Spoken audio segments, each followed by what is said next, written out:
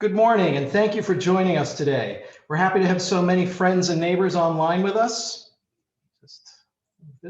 Have so many friends and neighbors online with us this morning to hear from our four panelists about how their organizations are responding to the COVID-19 pandemic and what their plans look like for the months ahead as more people are vaccinated and as the spring and summer months arrive. And as we know, that may take a while for them to arrive, but spring and summer will arrive, and we will see less snow on the ground. My name is Dan Parrish. I'm the Vice President for College Advancement at Colby-Sawyer.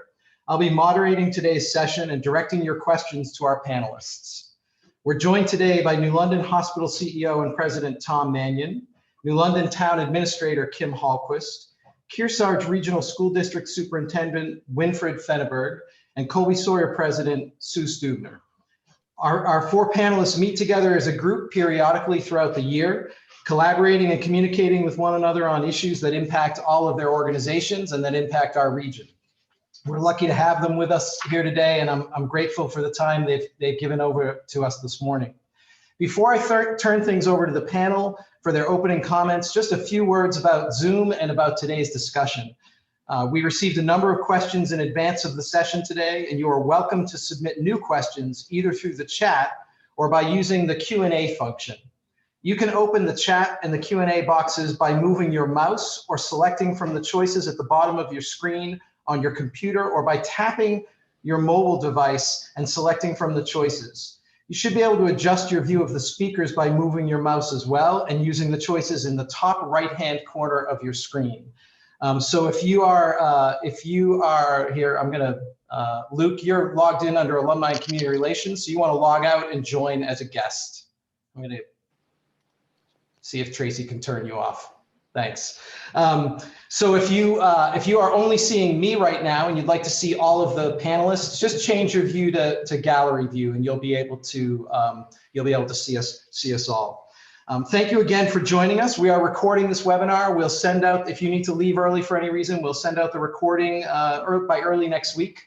Without any further ado, we'll get started by having each panelist talk for a few minutes about their ongoing response to the COVID-19 pandemic. We'll begin with Tom Manion, who I'm pretty sure joined New London Hospital almost exactly a year ago today or this week, just in time for the arrival of the pandemic. So Tom, I'll hand it over to you and let you take it away. Thanks. Thanks, Dan. Yeah, I still have 5 more days before it's been a full year, but it's been quite a year. That's for sure. So New London Hospital, we have a lot going on, and obviously we're working really closely with the state and our business partners to figure out how we can best move forward with getting our community vaccinated and healthy and everything that we need to do.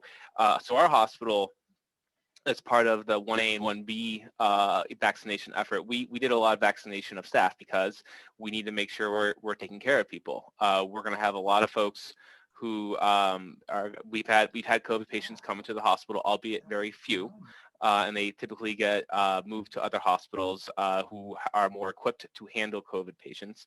But for the most part, it's been a really good turnout. We have roughly 80 to 85% of our staff vaccinated, fully vaccinated from the Pfizer and Moderna vaccines. This week, J&J has shipped. I know the state has its hands on J&J, and they're going to attempt to do something around 4,000 vaccinations per day over a 3-day period, I believe starting this weekend. So there's a lot of optimism, a lot of good things to think about. But one of the things, just to temper and to speak briefly a little bit more about what's going on in the state and the country, only around 10 to 15% of the population is currently vaccinated. And I think we've all seen this kind of deep slope of declining cases, hospitalizations, mortality, which is terrific. But the big thing to note, that's not because of vaccinations. The reason that's happening is because of masking and hand washing and social distancing. We are not out of the woods yet, and I think a few of us were talking earlier that places like Texas and others are lifting these restrictions. We still have to be very mindful of what's going to happen over the next 3 to 4 months. There are lots of variants coming out. People are not fully vaccinated. We need to get vaccines in arms. But hopefully by this summer, we'll have a much better understanding of where we stand. So that's just kind of briefly, a bit of COVID talk for a moment. Things around what we're doing here at New London Hospitals, I'm excited to share. This summer, we'll be opening up our Express Care, which will be a 7-day-a-week walk-in clinic where you don't have to have a schedule. We'll see things like lacerations, tick bites, bumps, bruises, sprains, that whole thing. And we're aiming for the beginning of July to have this opened up, which I think will be a terrific addition to this community and to many of the people who are here for seasonal purposes, which will be great. Other things that we're excited about, we've expanded a lot of our infusion services. We typically only had one main day of doing infusion here at New London Hospital. We have expanded that to several more days, so we're able to offer people care closer to home. Same, medication plan or drug plan that they've had developed by their doctors at Dartmouth-Hitchcock, but getting it, here locally where they don't have to deal with a parking garage or walking through long hallways. You can just get it right in a nice room that's very comfortable. So lots of good things that we're doing there. We welcome Fran Farrow, a new orthopedist, part of the Hitchcock orthopedic group, who has been doing a terrific job with our foot and ankle group. We will have likely more orthopedic growth here that we'll be able to treat more for our community, which is fantastic. And we are going to be adding a new cardiologist, John Waltman, who will be joining us this April, a few days a week, and he'll work alongside of our current cardiologist, Andy Torkelson, which we're really excited about. And lastly, I'll just touch on one of the things I think everyone, and I hear this unfortunately quite frequently, is that we have access issues to our primary care providers. We have hired several more primary care providers to have started, and we are close to recruiting a third. So I believe that access will improve significantly over the next few months, which will be terrific, amongst other things that we're doing to try to address those needs of the community.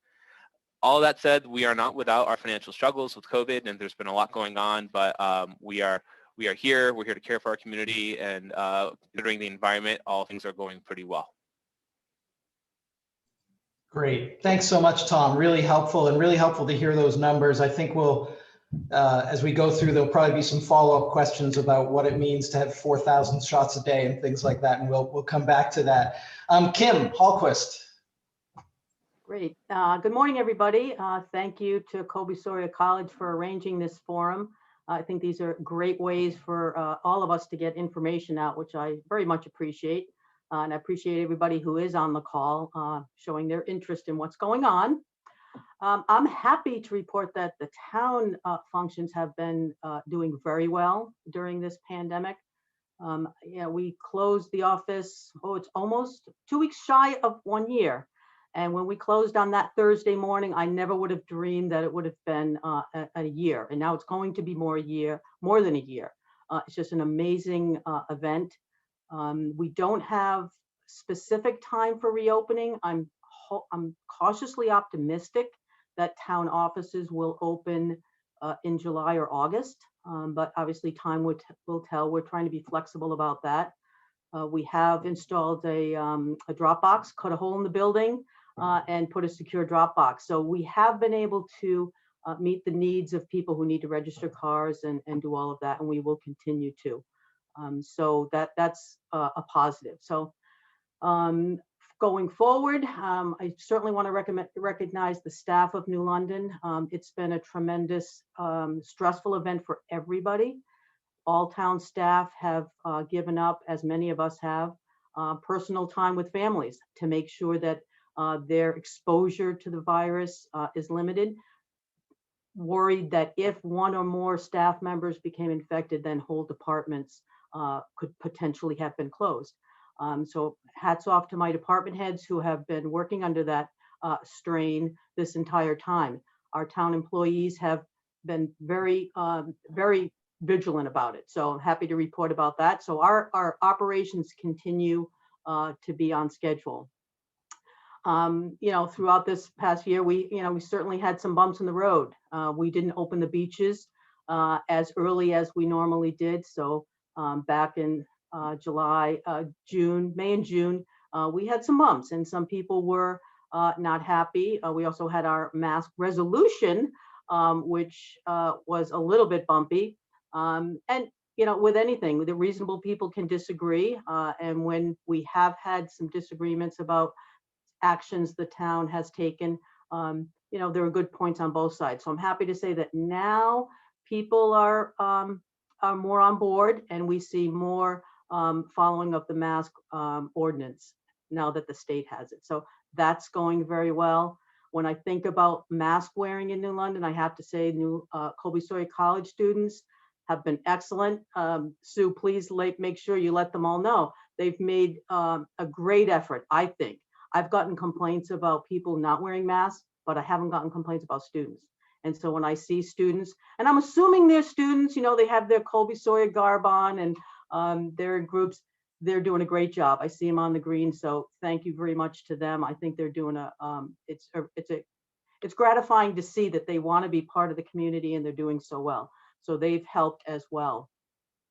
Going forward, we have our health officer, Nick Bear, and our emergency management director, Lou Boda. They continue to monitor what's going on. They are always available when there are questions about a potential exposure. We've had a few businesses that have had exposures. Those businesses have reached out to us and we have spoken with them. And my experience has been that those businesses have gone above and beyond what they need to do to disinfect their facilities to make it as safe as possible for people going in. I have had some citizens who call and they'll say, Kim, do you know which business has had an exposure, or, people? And I always, urge the citizens to assume that whoever's around them could potentially be infected, and operate on that premise, keep washing your hands, always wear a mask, and be socially distanced. And I think that by and large, people are doing that. And I think that reflects in how well New London's doing. So I think that's, that's helpful to all of us.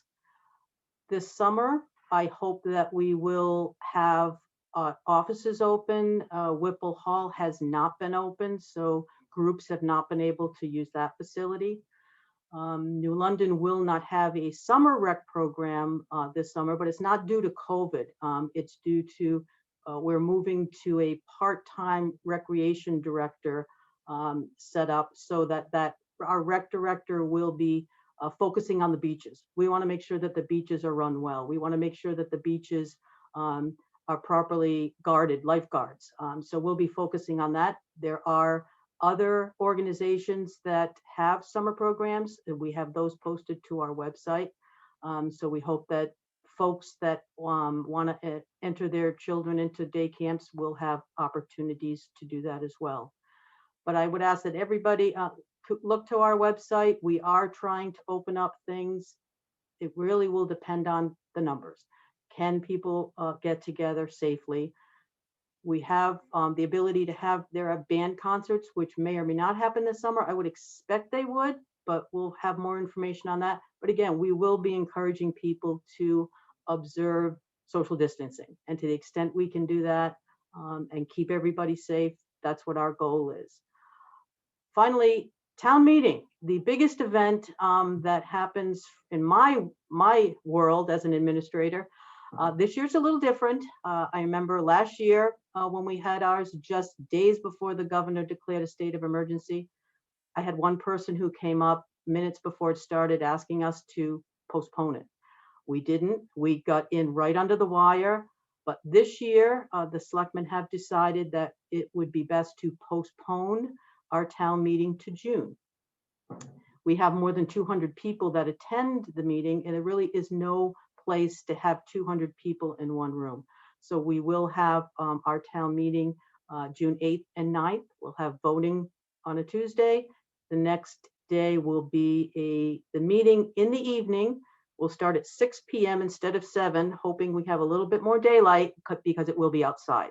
And we'll have a tent, and the idea there is we'll be able to more adequately social distance people to make sure that it's a safe environment. So please, everybody, keep an eye out. We'll be sending more information about that. We are joining the other 6 schools, 6 towns in the school district, and we will hold voting for the school only portion in March.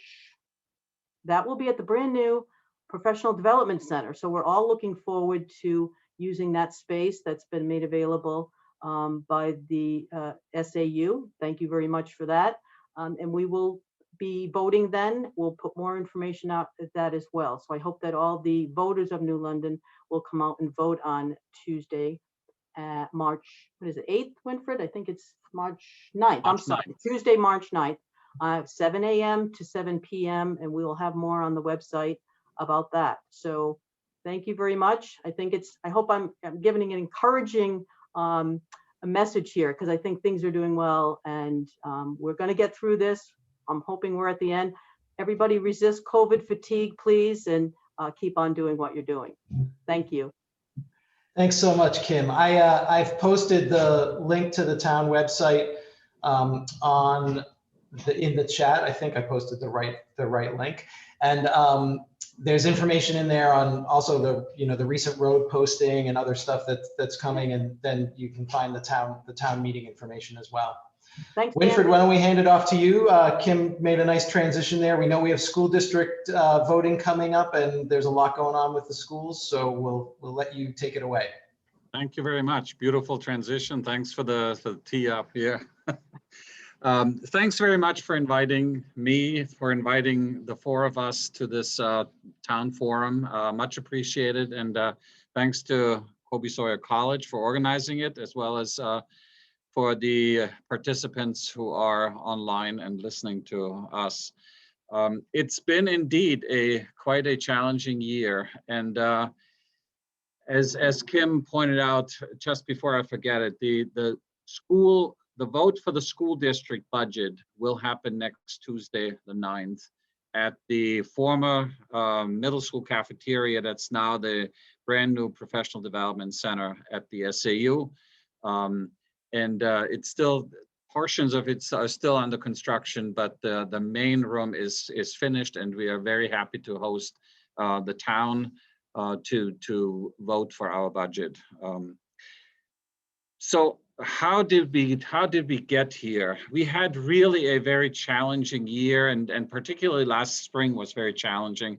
After the closure of schools, we had to really pivot and shift from one day to the next into a brand new and unfamiliar territory as far as public schooling was concerned.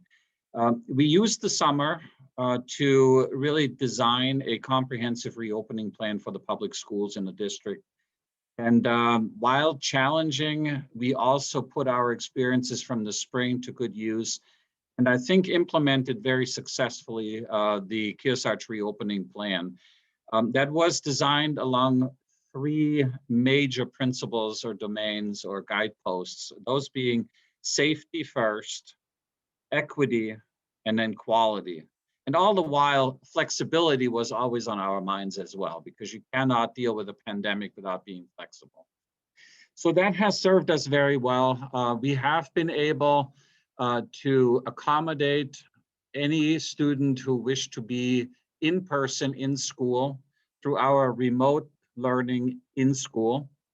And those students that prefer to stay at home and or had reasons for health or family reasons to learn remotely, those students were accommodated as well through our synchronous and simultaneous remote learning at home approach. Now, the significant piece about that is that the teachers in school since August taught every student in the district. There were a few students that chose to do homeschooling because they wanted to be asynchronous. They wanted to take advantage of VLAX, the Learning Academy, or wanted to focus on weekends when parents were around, or for other reasons. We had about 100 students that decided to take this year into a homeschooling year. The rest of our students were accommodated at home and in school. Teachers taught both groups, and they actually taught up to 3 groups at the same time, synchronously, simultaneously.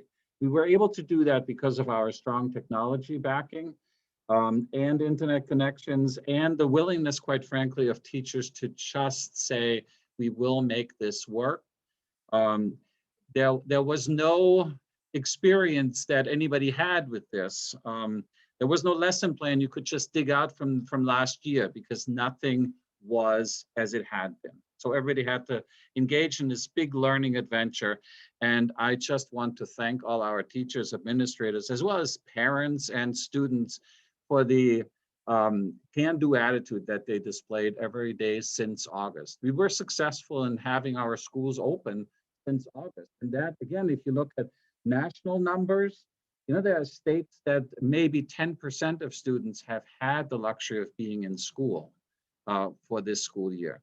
So for us to have 100% access to our public schools gives us much pride, and I think it has yielded much benefit for our students. We have done, in fact, some assessments, preliminary assessments of academic performance in the core areas. We did focus on reading, writing, mathematics, science to the degree that it could be integrated at the elementary and middle school level. The high school did offer the full range of academic courses. But at the elementary level, we have fairly good data that show that despite pandemic, our students have benefited from education, have progressed, and in some or many cases actually exceeded the growth expectations that we had. So this is very good news and something we can be very proud of. It took some toll. Clearly, our teachers are exhausted. Our students are exhausted for that matter. We were able to work with our school board very collaboratively to sprinkle in work days for teachers to just catch up with correcting, with planning. Because as you can imagine, planning a school day for virtual, remote, and technology-driven instruction is very different than having 20 kids in front of you in a classroom, and you can tend to them through visual contact, through personal interaction. That's very different than dealing with potentially three learning environments at the same time, largely through virtual media and computer screens. We were able to allow our kids and offer opportunities in most athletic areas. We had, obviously, like Kim said, sometimes we had to make tough decisions in the fall and again in the winter where certain sports disciplines just felt not, we felt we weren't able to accommodate them safely, such as wrestling, such as football. In other instances, we did just not have facilities to utilize for indoor track, for example. We were not able to secure any facility that could host our students. So by and large, I think we have been able to cater to the student needs as best we can during this pandemic. I want to, like Kim and other speakers before, commend our students, our teachers for really buying into the safety precautions. It would not have been able to, we would not have been able to keep schools open and see each other if we had not been able to mitigate all the risks of COVID. So masks wearing, smaller units of cohorts, and keeping kids encouraged to hand wash, to socially distance was really crucial for that. And our students have risen to the challenge. So that's all I have for now. I'm sure we have many more questions that come up, but thanks for having me. Great. Thanks so much, Winifried. Really helpful and helpful to hear, you know, to really kind of hear a description of all the juggling that it's meant for teachers and faculty and for the students and their families. Sue, you're pulling the anchor leg here, so we'll have you go last. All right, great. Well, it's great to be here this afternoon, or I guess we're still in the morning, just about afternoon, but great to be here with my colleagues, and thanks for everyone to joining us. Yeah, just about a year ago, we were making the decision to send our students home and go remote, but Colby-Sawyer's strength is really about in-person teaching and learning, and so this past fall and this spring, the majority of our students have been on campus for in-person learning. We have just over about 800 students that are on campus learning in person. We're completing our 5th week of classes, and we've had just one positive case since the start of classes, which we're really proud about. I'm like Winifried, I'm just really proud and thankful to our faculty, staff, and students for the really hard work that they've put in, both in the fall and the spring, to make this work. We do have about a little over 45 remote learners for different health reasons that are at their various homes, learning remotely at the same time as those 800 students that are here on campus. And so we do have faculty that are teaching both remote and in-person students. And so, as Winifried said, there's no lesson plans for this in terms of walking into a classroom and having both types of learners at once and having to juggle a classroom with different types of learners and having to do it for such an extended period of time. And so I'm very grateful to our faculty and to the patience of our students who have really hung in there as we've done this.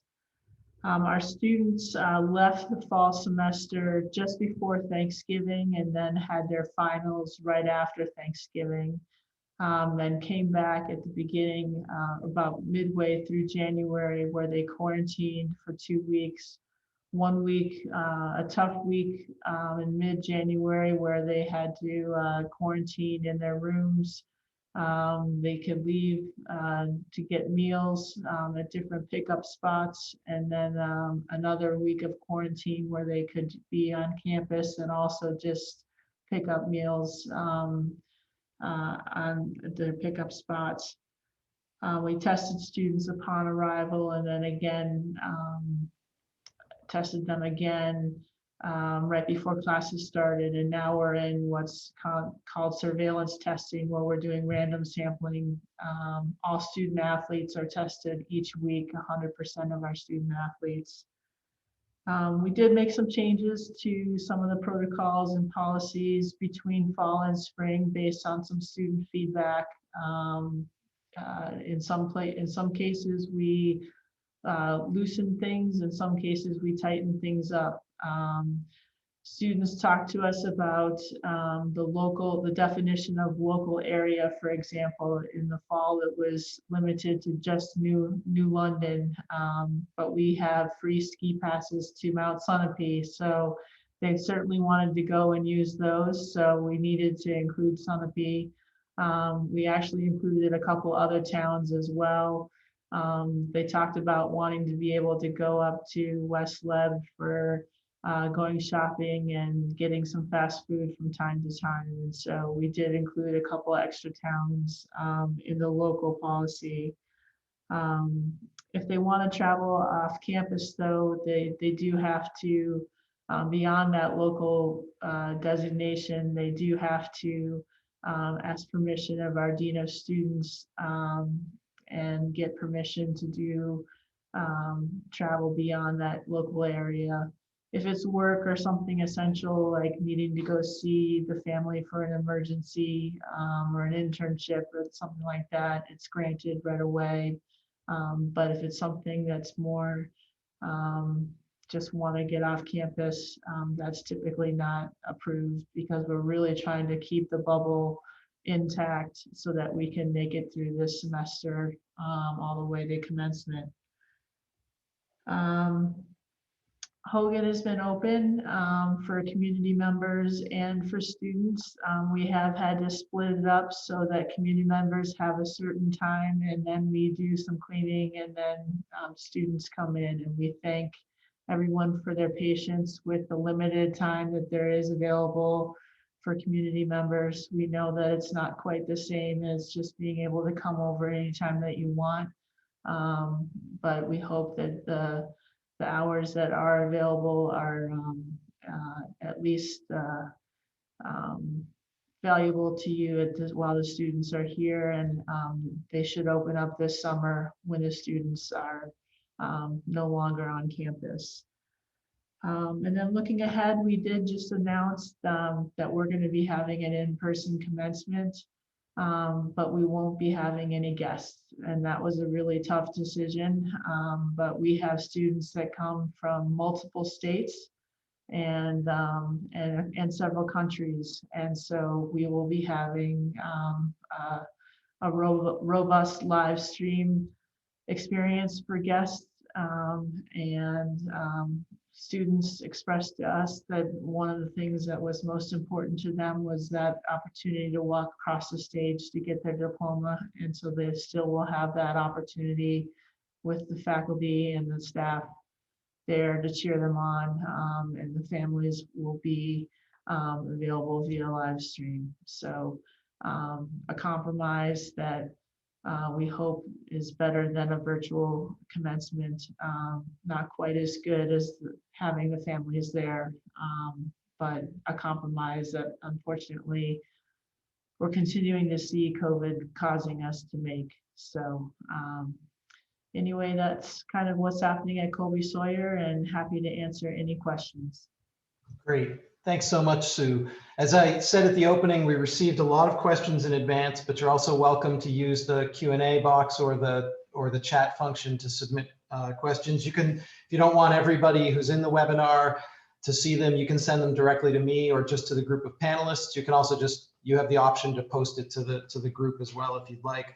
Sue, I'm gonna follow up with you. One of the questions we received in advance that was a more general in nature, and you've been in a number of different college towns over the last 20 years in your career. So you might be the best person to start off with this. The question is, are the working relationships of your organizations typical to those of a college town, or does the small size of the town and the small size of Colby-Sawyer lend itself to a more collaborative environment? It'd be great to hear how this compares to your last couple of stops and what the advantages and challenges are to that. Well, I certainly think the size of the town helps.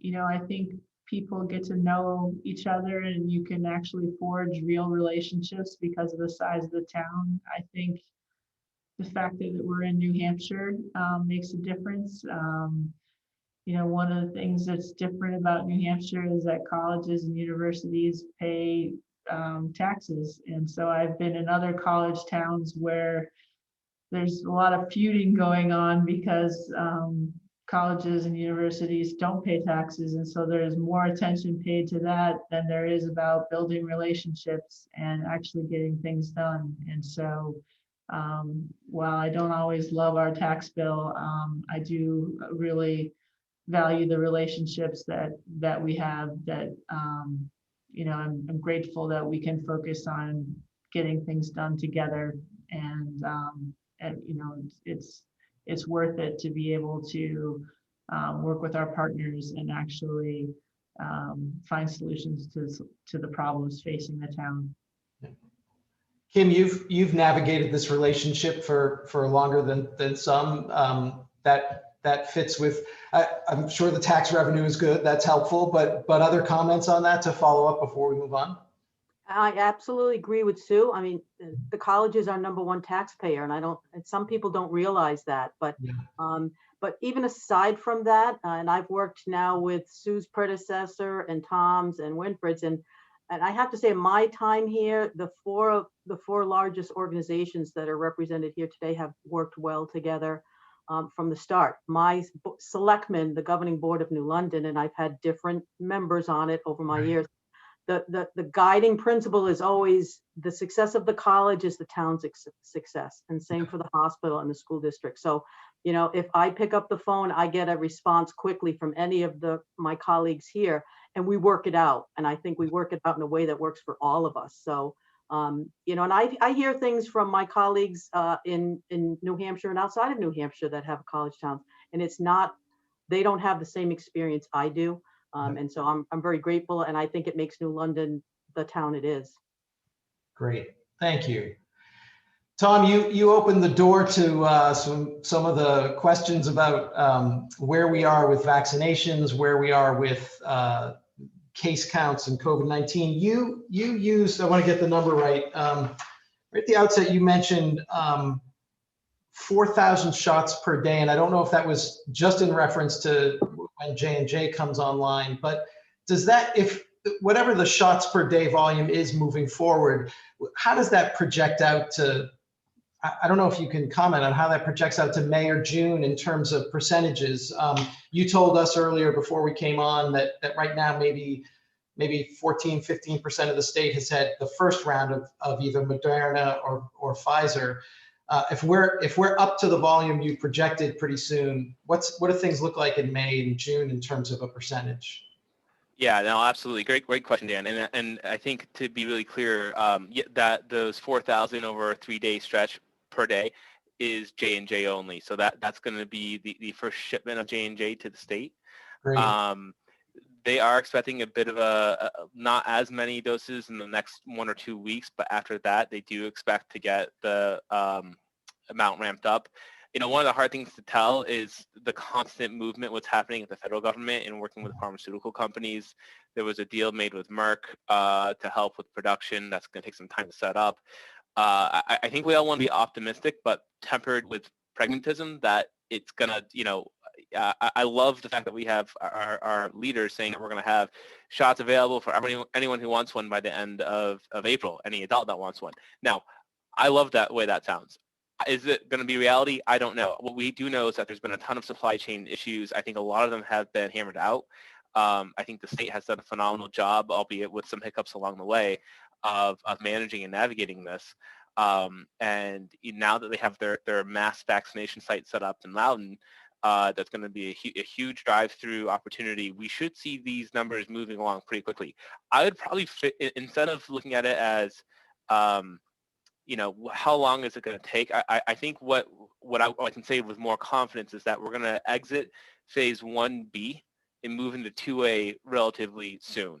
I think that is the trajectory that we're on. And, you know, as far as I know, and Winifried, you probably know better than I do, but I do believe 2A includes teachers and other essential personnel in that group. So there are a lot of things to look forward to in that regard, which I think, you know, I have 3 little kids under the age of 5, and you know, I know that my son's signing up for kindergarten next year, and we would love to make sure that he can, you know, go to school and stay in school. And I'm sure many people on this call feel the same way. It's one of those things, but we need to make sure people are protected.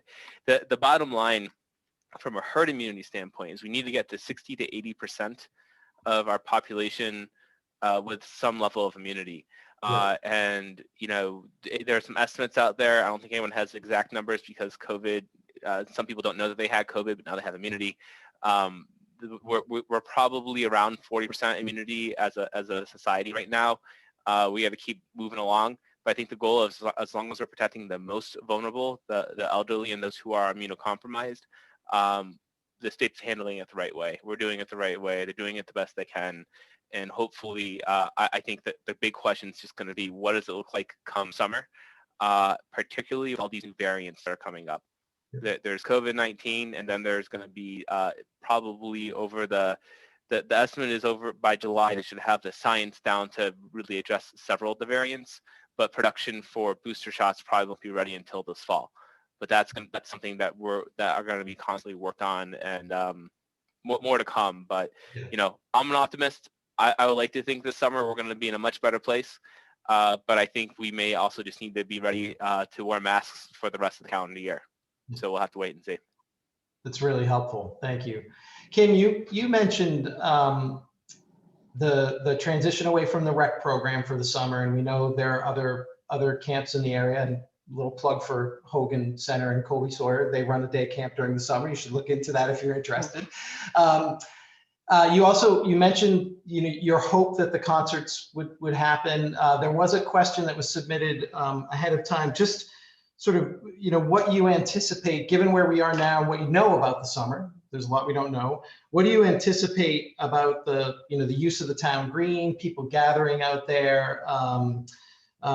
You know, would the town consider marking off areas, or will it be like last summer where, you know, we expect people to kind of behave responsibly? And then there was a question about summer recreation opportunities. I don't know if there's more to say about that in terms of some of the other things the town's done in the past in terms of lessons and things like that. Right. Well, first, with regard to lessons, swimming lessons and sailing lessons, that decision has not been made yet. Last year, we did unfortunately have to discontinue them because of COVID. So I'm not entirely sure about this summer. The beaches will be open. We're now in the process of hiring lifeguards and so anybody who wants to be a lifeguard, great place to work. And we're also looking to hire our part-time rec director. That process is happening right now. So we're looking forward to the rec department, at least with regard to the beaches, will be operating this summer. For the town green, we never really shut off the town green. What we have been doing is encouraging people to social distance. If we saw a group of people on the town green that not socially distanced or were not observing the numbers, we would go out and say something to them, but we really haven't actually shut it off. So the band concerts will hopefully happen, and we'll encourage people to social distance. And if that means I would even walk around asking people, but we're trying to do it in a manner it's more voluntary. And I think at this point in this pandemic, lots of people want to social distance. Right. So they're actually doing it on their own. So that's helpful. Right. And a little bit, we hosted this same group last May. I was looking back at our notes, and a lot of our questions, a lot of our answers at that point started something like, well, it depends what happens in the month ahead, or it depends what happens in the next few months ahead. And particularly with things like the sailing and swimming lessons, it feels like it's too early to know, right? We need some time to see what happens, and some of those things that Tom referenced in terms of numbers and safety. That completely makes sense. And if I could just add to that, Yeah. too. I think for us, we're starting to get the questions, what's happening in September.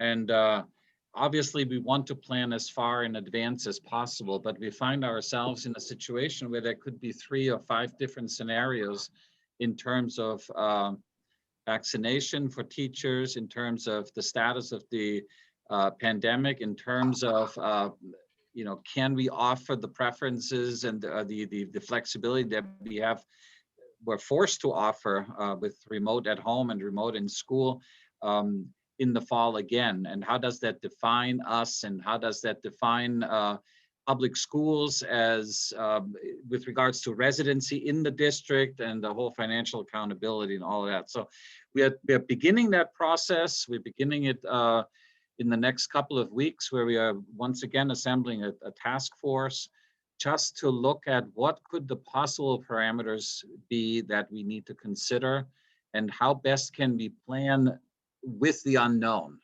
so that we can get ourselves and the school district ready, hopefully before the summer vacation, so that people know what to expect and how to plan. We are very cognizant of parents who need to work.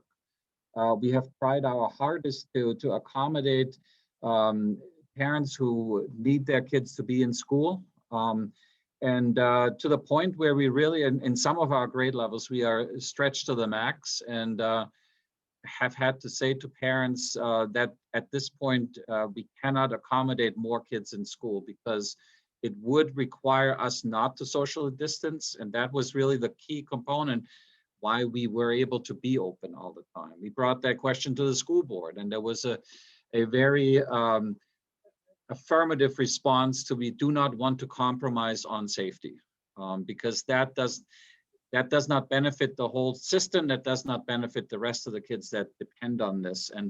And truly, if 1, 2, 3, 5 teachers are affected and have to quarantine, it seriously jeopardizes the operations. Yeah. Just following up on what Tom said, we have struggled, and we have really appreciated the parents and the community's cooperation after vacation periods. We depended on people to voluntarily tell us whether they travel beyond the New England area.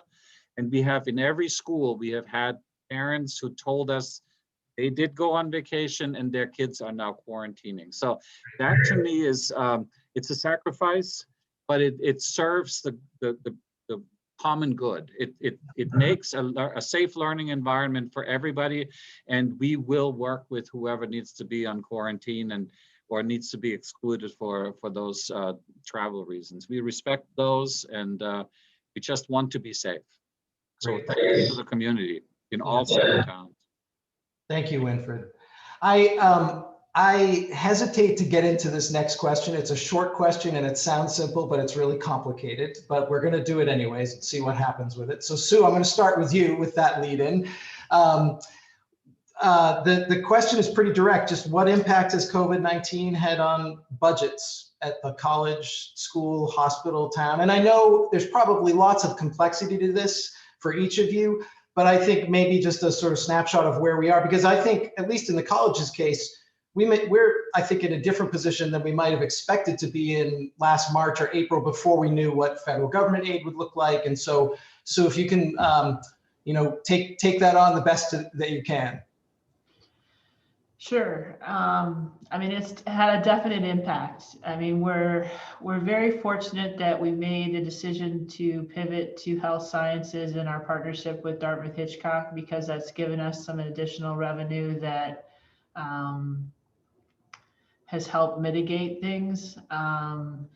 But we have certainly had significant lost revenue due to remote learners, due to Gordon Research Conferences, which typically comes every summer for many weeks. They did not come last summer and they will not be here this summer. So that's a significant challenge. There's a significant expenses just with testing and technology. So it's definitely had an impact on the bottom line. We're fortunate that we haven't had to lay anyone off though, and or furlough anyone. So we're grateful for that. But it's definitely had an impact. And we've been fortunate to see our enrollment stay, consistent. I think one of the things none of us knew in higher ed last spring was, will this just change everything?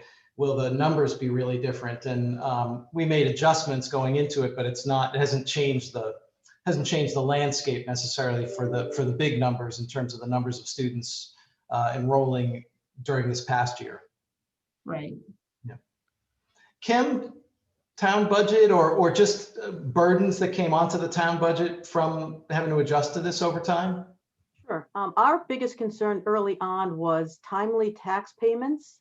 We were concerned that perhaps there would be slow payments of taxes, and also car registrations, which is our biggest non-property tax revenue.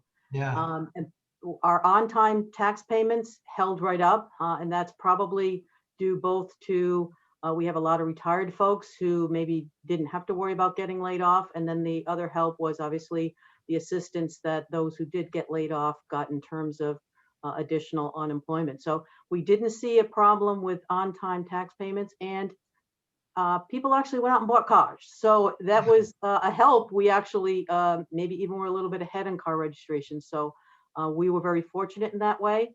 We also benefited from the CARES Act funds, as Sue mentioned, getting funds.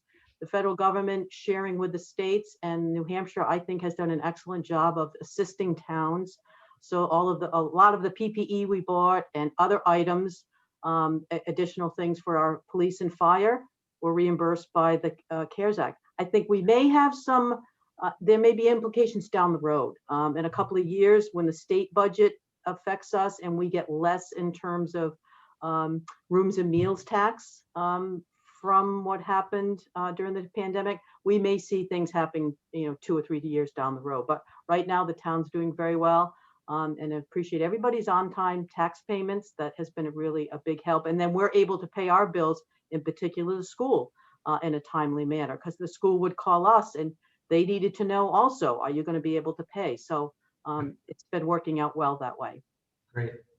Tom, my guess is this is a really complicated, it's a simple question, but really complicated answer for you. I don't know if there's a way for you to capture this in some sort of concise way.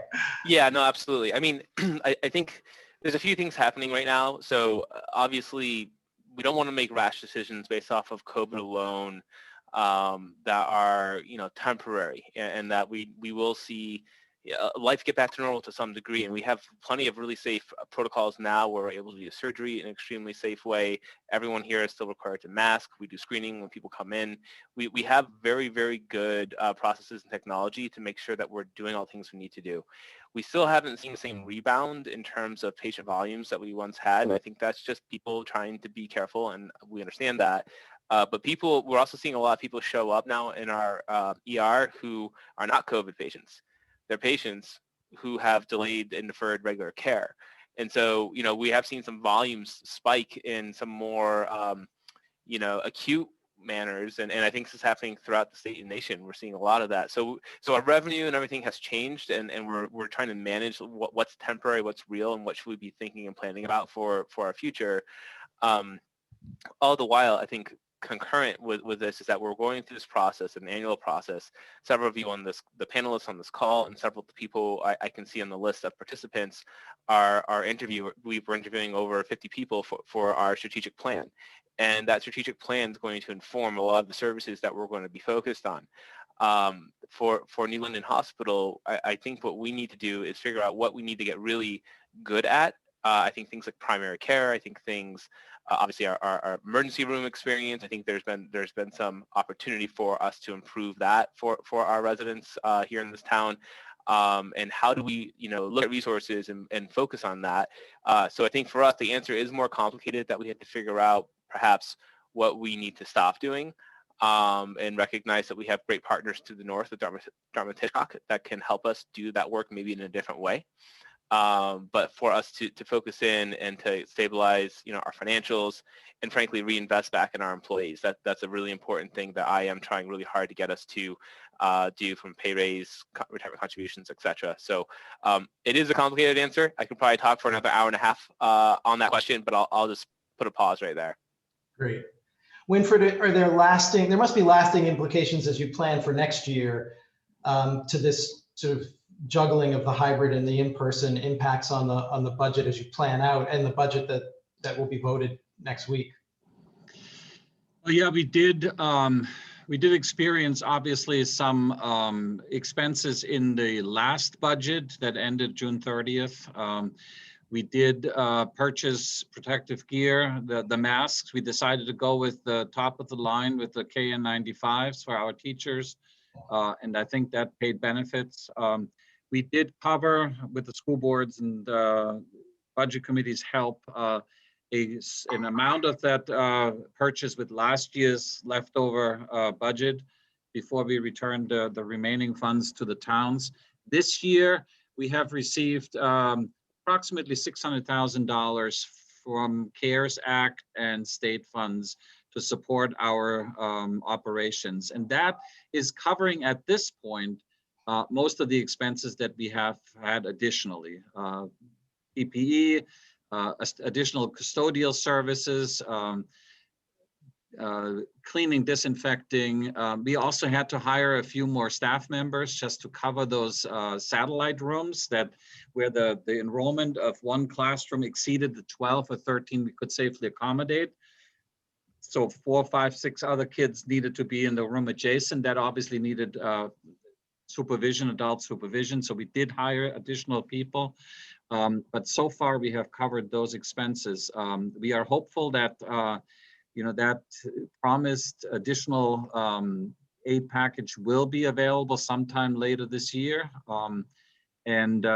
Otherwise, we were fortunate in terms of our technology that the district has always made a big commitment to, remember the Blizzard bags. We really tried very hard to beef up our technology. So we already had, for all intents and purposes, a one-on-one computer program for every student in the district. So the purchases were more about replacement and more capable machines, infrastructure improvements, the network. We increased our bandwidth to the maximum possible so that we could serve our kids in the 7 communities.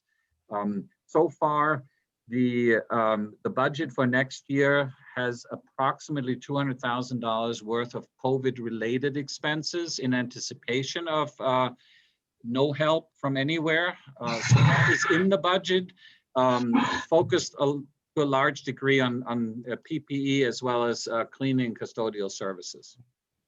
Where the time has gone much more quickly than I anticipated, and we're already zeroing in on an hour here. Winifried, I'll ask you one question that came up in the chat that I think if you don't know, we should just say we don't know. You may have seen it. Yep. Whether we expect increased enrollment through the Kearsarge School District with families who ran away from Boston and New York and locations south and came here and might have been learning remotely through their old home school districts. I'm not sure you have a handle on that, but is there any way to predict that right now? Probably predicting would be a little challenging, but we can look at what the data that we have so far. We had experienced about, like I said, 100 school children that went into a homeschool, which we expect to last only until we can safely return everybody, or people feel safe to return. We did have an influx of perhaps 60 to 70 families or students that were spread among our 7 district schools. So if all the homeschoolers return and those people that felt New Hampshire was a better place to live and a safer place to live and decide to stay, we probably see approximately 60 or 70 kids additional enrollment on 1,760 students altogether. So it's not breaking the bank. We can certainly accommodate those students and welcome them and hope that they stay. But we may have to do some tweaking here or there for certain classes. Yep, great. There are so many questions that we did not get to that were submitted both in the chat and beforehand. Tom, thank you for typing out responses to questions that came into the question and answer box about vaccines that none of us would have ever been able to answer or help with. We're at 12:30. I know there are topics we didn't cover, but I'm mindful of the fact that the 4 panelists all have, as you have learned today, slightly busy jobs and some commitments and things they need to take care of. So I want to thank Kim and Sue and Tom and Winifried for taking the time. We all received a note in the chat from one of the participants that wasn't sent to the wide group, but from somebody who just said, thank you for doing this. To have this level of access to leaders in the region is, I think, unique and unusual, and it reflects well on all of you. And the fact that the 4 of you actually meet regularly and talk with one another is a real testament to how this works in a small town and a community like this, and we're grateful for that, and grateful for you for taking the time to answer questions. This has been recorded, so we will send it out to folks if anybody has joined us late and want to see anything. And I just thank you for your time and the answers you've provided today. We're really grateful for you for doing this. Thank you. Thank Glad you. to do it. Thanks, Thank Dan. you, Dan. Had a lot of fun. Yeah. Thanks to all of you for joining us. We had a lot of people online with us.